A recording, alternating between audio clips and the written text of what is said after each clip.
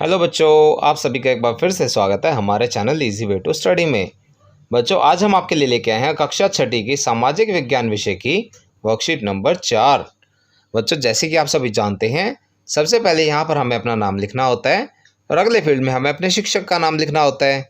चलिए देखते हैं अपनी वर्कशीट।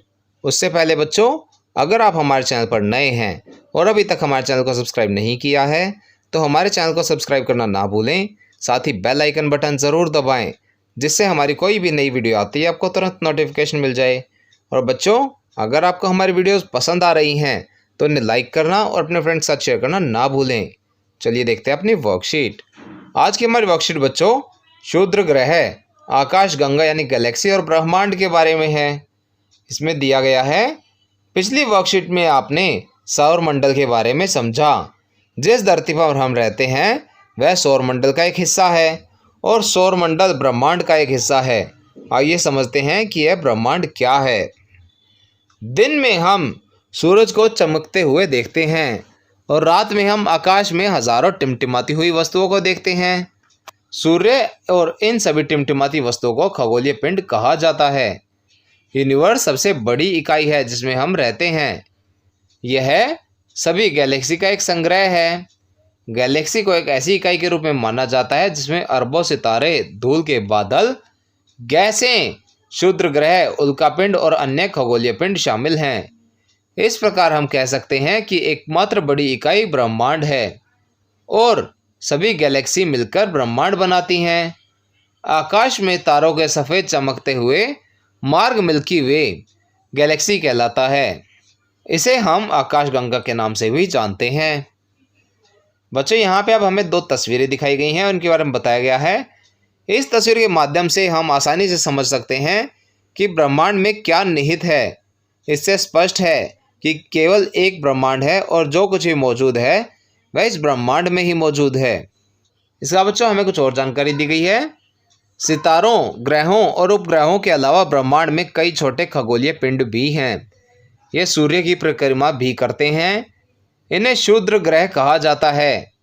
ये मंगल और बृहस्पति की कक्षाओं के बीच पाए जाते हैं। सबसे बड़ा क्षुद्र ग्रह सेरेस है। चट्टानों के छोटे छोटे टुकड़े जो सूर्य की परिक्रमा करते हैं उन्हें उल्कापिंड कहा जाता है। ये पृथ्वी के वायुमंडल में प्रवेश करते हैं तो जलने लगते हैं। उल्कापिंड घर्षण के कारण गर्म हो जाते हैं और जल जाते हैं। उल्कापिंड पूरी तरह से नष्ट नहीं होता है और पृथ्वी पर गिरता है तो गड्ढा बना देता है। आगे देखते हैं। इसके बाद बच्चों हमें कुछ प्रश्न उत्तर दिए गए हैं। चलिए देखते हैं इन प्रश्नों के उत्तर।